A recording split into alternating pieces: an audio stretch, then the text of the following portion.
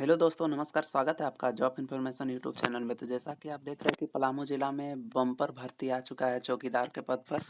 तो मैं सबसे पहले आपको बता दूं कि चौकीदार के पद पर जो भी व्यक्ति आवेदन करना चाहते हैं वो पलामू ज़िला के ही अस्थायी निवासी होने चाहिए।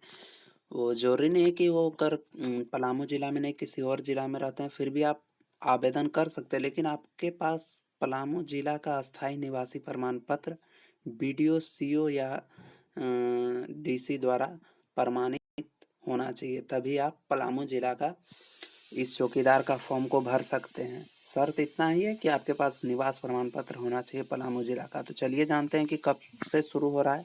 और पलामू ज़िला के स्टूडेंट के लिए एक बहुत बड़ी खुशखबरी है। लेकिन जो जिस ज़िले में अभी नहीं आया है वो सबके स्टूडेंट टेंशन ना लें, क्योंकि हर ज़िला में ये आ रहा है। पहले रामगढ़, पलामू, गोड्डा और भी बहुत से ज़िला में आ चुका है और उसका भी प्रक्रिया भी चल ही रहा है। तो चलिए अभी पलामू ज़िला के बारे में आपको बताते हैं। तो देखिए, ये 18 पेज का लगभग पीडीएफ है, तो मैं सारा कुछ तो नहीं पढ़ के बता सकता हूँ। हाँ, लेकिन आपको जो इम्पोर्टेंट बात है इससे रिलेटेड मैं आपको ज़रूर बताऊँगा। तो जैसा कि आप देख रहे हैं कि जिला दंडाधिकारी कार्यालय पलामू, जिला चौकीदार शाखा पलामू, आवश्यक सूचना विज्ञापन संख्या 1/2024। विज्ञापन संख्या आपको याद रखना है, क्योंकि मैं फॉर्म भरने का भी वीडियो इसी में बता दूंगा जल्दी जल्दी, लेकिन आपको सारी जानकारी दूंगा। तो यहाँ पे 1/2024 ये विज्ञापन संख्या जरूर आपको याद रख लेना है। और जिला पलामू अंतर्गत चौकीदार के पद पर सीधी भर्ती हेतु विज्ञापन आवेदन करने की अंतिम तिथि 20/7/2024। तो 20 तारीख तक की डेट है। लगभग आज हो गया 4 तारीख, यानी कि 16 दिन ही आपके पास डेट है। तो चलिए देखते हैं आगे की जानकारी। इसमें आवेदन आमंत्रित किया गया है और यहाँ पे देख सकते हैं अनुसूचित जाति, अनुसूचित जनजाति क्षेत्र, अनुसूचित जाति के लिए 30 पद है, अनुसूचित जनजाति के लिए 78 पद है, अनारक्षित के लिए 78 पद है। देखिए दोस्तों, यहाँ पे लाइन बाय लाइन नहीं दिया है, जिसके कारण मुझसे थोड़ी सी गड़बड़ हो गई है। इसके लिए मैं माफी चाहता हूँ। देखिए, अनुसूचित जाति के लिए 0 पद, एक भी पद नहीं है। अनुसूचित जनजाति के लिए 30 पद है, अनारक्षित के लिए 78 पद है और आर्थिक रूप से कमजोर वर्ग के लिए 13 पद है और अत्यंत पिछड़ा वर्ग के लिए 10 पद है और पिछड़ा वर्ग के लिए 24 पद है। यानी कि आप S T, S C, OBC समझ सकते हैं। और यहाँ पे एससी का शायद सीट ही नहीं है। आप देख सकते हैं यहाँ पे शून्य है अनुसूचित जाति का। तो चलिए दोस्तों, इसके बारे में आगे बात करेंगे, लेकिन अभी जान लेते हैं। तो देखिए, उप उक्त रिक्त पदों पर नियुक्ति हेतु आवेदन पत्र जमा करने की अंतिम तिथि 20/7/2024 है। आवेदन निबंधित डाक के माध्यम से उपायुक्त पलामू के कार्यालय में जिला चौकीदार शाखा समरनालय भवन, ब्लॉक ए, पलामू को निर्धारित तिथि तक प्राप्त होना चाहिए। उक्त तिथि के पश्चात आवेदन पत्रों पर विचार नहीं किया जाएगा। आवेदन करने एवं नियुक्ति संबंधी विस्तृत विवरण पलामू जिला के वेबसाइट www.palamu.nic.in पर देखा जा सकता है तथा पात्रता डॉक्यूमेंट डाउनलोड किया जा सकता है। दोस्तों, यही इसी के बारे में बता रहा है। तो मैं इसका लिंक मैं अपने वीडियो के डिस्क्रिप्शन में दे दूंगा। आप वहीं से डायरेक्टली डाउनलोड इस पीडीएफ को कर सकते हैं। तो यहाँ पे देख सकते हैं आप निबंध डाक, यानी कि आपको स्पीड पोस्ट नहीं करना है इस फॉर्म को। ये फॉर्म पूरी तरह ऑफलाइन है, तो आपको ऑफलाइन पेन पेपर से भर के और निबंधित डाक यानी कि रजिस्टर पोस्ट करना है, स्पीड पोस्ट नहीं करना है। और कहाँ करना है तो उसके बारे में भी आपको यहाँ पे दिया गया है। जैसा कि आप देख सकते हैं कि ये समरनालय, देखिए यहाँ लिखा हुआ है समरनालय भवन, ब्लॉक ए, पलामू, इसी जगह पे आपको भेजना है। देखिए, यहाँ से आपका स्टार्ट होगा। देखिए दोस्तों, पूरा तरह से नहीं दिया, जिसके कारण दिक्कत हो रहा है। निबंधित डाक के माध्यम से, देखिए यहाँ से लिखना है उक्त यहाँ पलामू के कार्यालय जिला चौकीदार शाखा समरनालय भवन, ब्लॉक ए, पलामू, इतने लिखना है। और यहाँ पिन कोड नहीं दिया है, तो आप लोग अगर लोकल होंगे तो पिन कोड तो आप लोगों को पता ही होगा, तो वही पिन कोड डाल देना है। चलिए आगे देखते हैं। तो इधर तो उतना कुछ खास नहीं दोस्तों, लेकिन यहाँ पे वही पद का जानकारी दिया गया है। देखिए पद का नाम यहाँ पे दिया हुआ है चौकीदार, और रिक्त पदों की संख्या 155 दिया हुआ है। तो ये तो मैं आपको बता ही दिया। और देखिए यहाँ पे कोटिवार अनारक्षित के लिए 78 है, आर्थिक रूप से कमजोर वर्ग के लिए 13, अनुसूचित जाति के लिए 0 है, और अनुसूचित जनजाति के लिए 30 है, अत्यंत पिछड़ा वर्ग के लिए 10 और पिछड़ा वर्ग के 2, यानी कि अत्यंत पिछड़ा वर्ग ओबीसी 1 और बीसी 2 के लिए 24 है। और कुल पद इसी प्रकार हो गया 155। और आरक्षण झारखंड सरकार के द्वारा जिला स्तरीय मुफस्सिल स्थापन के लिए लागू आदर्श आरक्षण, यानी कि इसी के मुताबिक मुफस्सिल आरक्षण के मुताबिक आप लोग को आरक्षण मिलेगा। और यहाँ पे आप देख सकते हैं क्षैतिज आरक्षण। ये सब दोस्तों आरक्षण की बातें हैं। तो चलिए मैं आप लोग को मुख्य मुख्य बातें बताता हूँ। अगर इसके उम्र सीमा की बात करें तो आपकी उम्र की गणना देख सकते हैं आप यहाँ पे कि 1/8/2023 से होगा। तो 1/8/2023 तक आपका मिनिमम उम्र 18 वर्ष हो जाना चाहिए। और मिनिमम उम्र देख सकते हैं यहाँ पे 18 वर्ष हो जाना चाहिए। और अनारक्षित के लिए 35 वर्ष है अधिकतम। और अत्यंत पिछड़ा वर्ग और पिछड़ा वर्ग के लिए 37 वर्ष। और महिला के लिए देख सकते हैं आप यहाँ पे महिला के लिए 38 वर्ष है। और अनुसूचित जाति अनुसूचित जनजाति पुरुष एवं महिला दोनों के लिए 40 वर्ष है। तो ये हो गई दोस्तों उम्र के बारे में। अब चलिए आप लोग को बता दें कि इसमें देखिए शारीरिक माप अभ्यर्थी को न्यूनतम शारीरिक माप निम्नलिखित है, यानी कि आपका ऊंचा वेट हाइट भी होगा। तो यहाँ पे आप देख सकते हैं सामान्य वर्ग का पुरुष के लिए 160 सेंटीमीटर है। आप देख सकते हैं यहाँ पे सामान्य वर्ग का पुरुष के लिए 160 सेंटीमीटर, और पिछड़ा वर्ग और अत्यंत पिछड़ा वर्ग के लिए भी 160 सेंटीमीटर, यानी कि ओबीसी 1-2। और अनुसूचित जाति अनुसूचित जनजाति के लिए 155 और महिला के लिए 148 सेंटीमीटर सभी के लिए है। तो शारीरिक माप की बात हो गई दोस्तों। अब अगर चलिए आपको बताएं कि शारीरिक जांच लिखित परीक्षा में उत्तीर्ण एवं शारीरिक माप में अंकित न्यूनतम शारीरिक मापधारी अभ्यर्थी जांच में भाग लेंगे, यानी कि जो शारीरिक जांच परीक्षा में सफल रहेगा उसी को लिखित परीक्षा में भाग लेने का अवसर दिया जाएगा। सभी अभ्यर्थी 1 मील का दौड़ में भाग लेंगे। शारीरिक जांच में निम्न आधार पर अंक दिया जाएगा। अब चलिए देखते हैं कि शारीरिक आधार में आखिर किस आधार पर अंक शारीरिक माप में किस आधार पर अंक दिया जाएगा। तो जैसा कि आप देख रहे हैं कि पुरुष के लिए 5 मिनट या पहले 5 मिनट के बाद 6 मिनट तक अधिक समय लेने वाले निर्हित समझे जाएंगे, यानी कि 6 मिनट लेने वाला व्यक्ति 5 मिनट 59 सेकंड लेने वाला व्यक्ति को हटा दिया मतलब उसको हटा दिया जाएगा। और नहीं, और 5 मिनट वाले को 20 अंक दिया जाएगा। और 5 मिनट से जो अधिक लेते हैं, यानी कि 5.5 मिनट लेते हैं या 5 मिनट 59 सेकंड लेते हैं, उसको 10 अंक दिया जाएगा। ये तो हो गई दोस्तों पुरुषों के लिए। और महिला के लिए अगर बात करें तो 8 मिनट या पहले, यानी कि 8 मिनट में अगर आप दौड़ पूरा कर लेते तो आपको 20 अंक मिलेगा। जैसा कि आप देख रहे हैं यहाँ पे कि 8 मिनट तक अगर आप कर लेते हैं दौड़ पूरा तो 20 अंक मिलेगा। 10 मिनट या 10 मिनट से अधिक लेने वाले को हटा दिया जाएगा और 9 मिनट 59 सेकंड लेने वाले को 10 अंक दिया जाएगा।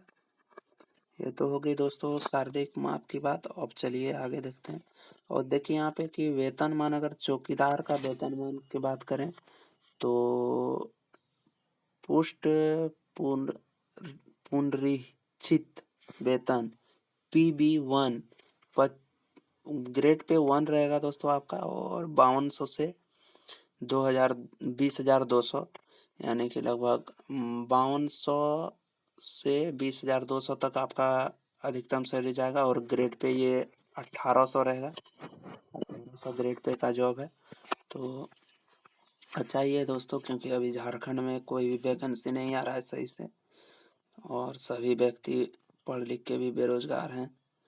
तो वो तो अच्छा ही है। अब देखिए दोस्तों, बहुत जगह ऐसा है कि परीक्षा शुल्क नहीं लिया जा रहा था, लेकिन यहाँ पे देखिए दिया हुआ है कि देखिए यहाँ पे दिया हुआ है कि अनुसूचित जाति अनुसूचित जनजाति के लिए 100 रुपये, और Bharat postal order bank draft जो उपयुक्त पलामू के पद से भुगतय होगा, संलग्न करना अनिवार्य होगा। यानी कि दोस्तों अनुसूचित जाति अनुसूचित जनजाति के लिए, और देखिए यहाँ पे अगर शुरू से बात करें दोस्तों, तो परीक्षा शुल्क यहाँ पे दिया हुआ है। परीक्षा शुल्क के संबंध में अनारक्षित यानी कि ओबीसी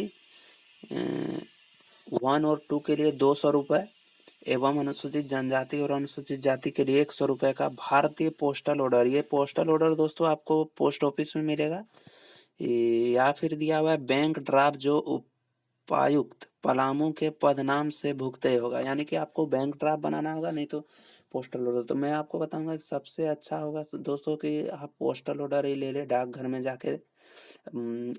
ओबीसी 1 और 2 और अनारक्षित यानी कि जनरल ओबीसी 1 ओबीसी 2 को 200 रुपये का पोस्टल ऑर्डर लेना होगा, भारतीय डाकघर में मिल जाएगा आपको। नहीं तो आपको बैंक ड्राफ्ट बनाना होगा जो कि पलामू के पदनाम पर भुगते होगा। ड्राफ्ट में आपका पलामू जिला यहाँ पे दिया होगा दोस्तों, दिखाते हैं आपको कि किसके नाम पे भुगतान करना होगा। और अनारक्षित के लिए 100 रुपये का पोस्टल ऑर्डर ही सही रहेगा दोस्तों, जो कि आपको डाकघर में आसानी से मिल जाएगा, भुगते होगा। तो चलिए यहाँ पे देखिए परीक्षा की तिथि दैनिक स्थानीय समाचार पत्रों के माध्यम से अलग से प्रकाशित की जाएगी। तो दोस्तों अभी यहाँ पे परीक्षा का समय नहीं बताया जा रहा है, क्योंकि झारखंड में कोई चीज़ का गारंटी नहीं होता कि कब होगा नहीं होगा। इसीलिए ये बता रहे हैं कि न्यूज़पेपर के माध्यम से आपका जो लोकल न्यूज़ होगा, तो उसके माध्यम से आपको जानकारी दे दी जाएगी कि किस दिन परीक्षा होगा। तो आप फॉर्म भरने के बाद न्यूज़पेपर पर विशेष ध्यान रखें, न्यूज़पेपर पढ़ते रहें। और आवेदन भेजने का पता निम्न है। तो देखिए इसी आवेदन को इसी पते पर भेजना है दोस्तों। पता है उपायुक्त पलामू का कार्यालय, जिला चौकीदार शाखा पलामू, समाहरणालय भवन, ब्लॉक ए, पिन कोड 822102। तो दोस्तों यही पता वहाँ भी था सेम, और वही चीज़ यहाँ है, सिर्फ यहाँ पे पिन कोड का फ़र्क है। वहाँ पे पिन कोड नहीं था, यहाँ पे पिन कोड है, और ब्रैकेट में आपको झारखंड कर देना है। उपयुक्त विज्ञापन के निहित शर्त सरकार द्वारा प्राप्त निर्देश अथवा माननीय न्यायालय के न्यायाधीश से प्रभावित होगा। यानी कि दोस्तों जो सरकारी नियम है उसी के अनुसार ये भी भर्ती किया जा रहा है, और इसमें कुछ खास नहीं है दोस्तों। यहाँ पे आप देख सकते हैं कि फॉर्म है, और अगर आप लोग का कमेंट रहेगा तो मैं बहुत जल्द ही फॉर्म भरने का भी वीडियो लाऊंगा। और देखिए यहाँ पे जैसे कि दिया हुआ है, चौकीदार हेतु विहित आवेदन पत्र जमा करने की अंतिम तिथि 20/7/2023। फोटोग्राफ यहाँ पे सर दोस्तों आप लोग स्व हस्ताक्षरित यानी कि फोटो में आपका साइन होना जरूरी है। और यहाँ पे आप देख सकते हैं फोटो में आप अपना साइन कर देंगे। और यहाँ आप देख सकते हैं कि दिया हुआ है यहाँ पे सेवा में जिला दंडाधिकारी सब उपायुक्त पलामू। यहाँ पे दोस्तों आप लोगों को फॉर्म भरने की अगर बात करें तो वीडियो बहुत लंबा हो चुका है ऐसे भी दोस्तों। तो अगर आप लोग का कमेंट रहेगा तो मैं ज़रूर दूसरा वीडियो बनाऊंगा, लेकिन ऐसे अगर बात करूँ शॉर्टकट में तो यहाँ पे आपको गृह जिला का नाम लिखना है, पलामू अंचल का नाम लिखना है जहाँ से आप ब्लॉक है आपका, और आवेदक बीट संख्या लिखना है। आवेदक बीट संख्या आप बोलिएगा दोस्तों कि कहाँ से मिलेगा, तो आपको आवेदक बीट संख्या देखिए यहाँ पे दिया हुआ है। बीट संख्या ये वीडियो मैं दे दूंगा दोस्तों पीडीएफ फॉर्म में अपने डिस्क्रिप्शन में, वहाँ से आप डाउनलोड कर सकते हैं। अंचल का नाम देखिए दोस्तों सदर मेदिनीनगर, और सदर मेदिनीनगर थाना का भी नाम है, और बीट संख्या इसका 1/2 है। और रिक्त बीट का नाम है खनवा। देखिए दोस्तों, खनवा में ही वैकेंसी खाली है, खनवा खनवा जोड़ में, वहाँ पे खाली है। इसके बाद देखिए सदर मेदिनीनगर में ही बीट संख्या है 2/2। और पोखरा हा खुर्द में भी वैकेंसी खाली है, पोखरा खुर्द में, पोखरा काला में, और फोकराहा खाला में, और मठ मठपुरी में, कुसुम कुसुम टाण में। इसके बाद लिलवा कमर में, बहलो बहलोलवा में, चटनिया टोला में, इस सब में खाली है दोस्तों। और बीट संख्या आप देख के इस तरह भर सकते हैं, वहाँ पे फॉर्म में देख सकते हैं। और मान के चलिए कि जिसका बीट संख्या और ब्लॉक का नाम नहीं दिया हुआ है, वो अपने नज़दीकी ब्लॉक बीट संख्या डाल सकते हैं, इसमें कोई दिक्कत वाली बात नहीं है। जिसका वहाँ नहीं होगा, मान के चलिए किसी का इसमें ब्लॉक का नाम नहीं है, बीट संख्या भी नहीं है, तो अपने नज़दीकी बीट संख्या ब्लॉक का नाम डाल सकते हैं, उसमें भी उसका हो जाएगा, कोई घबराने वाली इसमें बात नहीं है। और बीट संख्या डाल देना है, ग्राम का नाम, अपना गांव का नाम डाल देना है, और थाना का नाम डाल देना है, गांव का नाम और थाना का नाम डाल देना है। अभ्यर्थी का नाम बड़े अक्षरों में लिखना है, और अंग्रेजी के बड़े अक्षरों में लिखना है, और यहाँ हिंदी में लिखना है। पिता का नाम लिखना है, हिंदी में लिखना है, और अंग्रेजी के बड़े अक्षरों में लिखना है, इसका ध्यान दीजिएगा आप लोग। और जन्म तिथि लिखना है, शब्दों में लिखना है। मान के चलिए यहाँ 15/5/2000 आपका जन्म तिथि है, तो यहाँ पे 15/5/15 मई 2000 इस प्रकार से लिखना है। मैं ये अपने ही जन्म तिथि के बारे में बता दिया दोस्तों, लेकिन यहाँ पे आप इसी प्रकार लिख सकते हैं। और ये आपको ये भी बताना है कि 1/8/2023 तक आपका उम्र कितना हुआ, वर्ष, माह और दिन, तीनों चीज़ बताना है। और आवेदक जनजातीय क्षेत्रीय भाषा। अब दोस्तों सबसे बड़ा बात यही है कि आप लोगों को ये पता करना होगा, आप लोग का कमेंट आएगा 10 से ज़्यादा, तो मैं आपको पता करके बता दूंगा कि पलामू जिला का क्या है क्षेत्रीय भाषा। और ये आपको बहुत ज़रूरी है दोस्तों। अगर क्षेत्रीय भाषा आप हिंदी डाल देते हैं, अगर वहाँ पे हिंदी भाषा नहीं चल रहा होगा, तो आपका फॉर्म बिल्कुल रिजेक्ट कर दिया जाएगा, क्योंकि बहुत से फॉर्म अलग अलग ज़िला में क्षेत्रीय भाषा ना होने के कारण रिजेक्ट हुआ है। तो आप लोग इसका विशेष ध्यान दीजिएगा। अगर आपको पता नहीं है तो कमेंट कीजिए 10, मैं आप लोगों को ज़रूर बताऊंगा कि पलामू जिला का क्षेत्रीय भाषा क्या है। और अभ्यर्थी का अस्थायी पता, यहाँ पे बीट संख्या, ग्राम पंचायत, पोस्ट, थाना, अंचल, जिला, mobile number, email ID. Mobile number, email ID एकदम सही से डालिएगा, और ये सब भी डाल दीजिएगा। और यहाँ पे पत्राचार का पता, अभी आप वर्तमान में कहाँ रह रहे हैं, वो भी आपको डाल देना है। और पद आवेदित पद का नाम चौकीदार यहाँ पे है ही, आपको कुछ करना नहीं है। शरीर पर 2 पहचान चिन्ह, आपको 2 पहचान चिन्ह देना है। जैसे किसी का अंगूठा में तिल होता है, मुंह में तिल होता है, नाक में तिल होता है, वो उसकी जानकारी आपको यहाँ लिख देना है। और अभ्यर्थी का ऊंचाई, आपका हाइट कितना है वो डालना है। और शैक्षणिक योग्यता में देखिए यहाँ पे हाइट पूछा है, सिर्फ वेट और चेस्ट नहीं पूछा है, तो आपको दिमाग नहीं लगाना ज़्यादा, सिर्फ हाइट डाल देना है। और यहाँ पे मैट्रिकुलेशन डाल देना है, इंटर डाल देना है। अगर देखिए दोस्तों, ये है बेसिकली इंटर मैट्रिक में ही, तो अगर आपके पास डिग्री है तो डाल दीजिए, क्योंकि अगर एग्ज़ाम नहीं होता है तो मेरिट पे सिलेक्शन होगा, तो मेरिट पे जो जितना ज़्यादा पढ़ा होगा उसी का होता है। तो यहाँ पे आप मैट्रिक का डाल दीजिएगा। जैसे यहाँ पे होगा जेएससी बोर्ड, क्योंकि झारखंड में सभी जगह जेएससी रांची ही होगा। और इंटर भी जेएससी रांची, और स्नातक आप जहाँ से किए होंगे वो सब डाल देना है। और उत्तीर्ण का वर्ष डाल देना है यहाँ पे, कि किस वर्ष आप उत्तीर्ण हुए हैं, 2017, 16 जब भी हुए हैं। प्राप्तांक आपका कितना नंबर है, और प्रतिशत बता देना है कि कितना प्रतिशत है। इसके बाद देखिए अभ्यर्थी का लिंग, आप पुरुष या महिला ये डाल देना है। जाति श्रेणी आरक्षण आपको डाल देना, ओबीसी 1 है, 2 है, अनुसूचित जाति है, या जो भी है, पिछड़ा वर्ग, अत्यंत पिछड़ा वर्ग, और अनुसूचित जाति, अनुसूचित जनजाति, अनारक्षित, जो भी है यहाँ से देख के डाल दीजिएगा। अनारक्षित हेतु अन्य कोई दावा, दिव्यांग, यदि आपके पास खेलकूद में हो या दिव्यांगता का सर्टिफिकेट है तो आप डाल सकते हैं, और नहीं है तो इसको खाली छोड़ सकते हैं। इसी तरह परीक्षा शुल्क, पोस्टल ऑर्डर, बैंक ड्राफ्ट संख्या, आपको यहाँ पे अगर आप बैंक ड्राफ्ट बनाते हैं तो बैंक ड्राफ्ट संख्या डालना होगा, और किस दिन बनाए हैं उसका भी जानकारी यहाँ पे देना होगा। और देखिए यहाँ पे क्या लिखा है, क्या अभ्यर्थी पूर्व में अ, आवेदित रूप से कार्यरत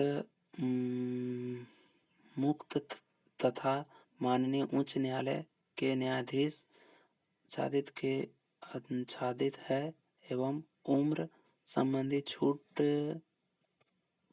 छूट संबंधी दावा के हकदार हैं।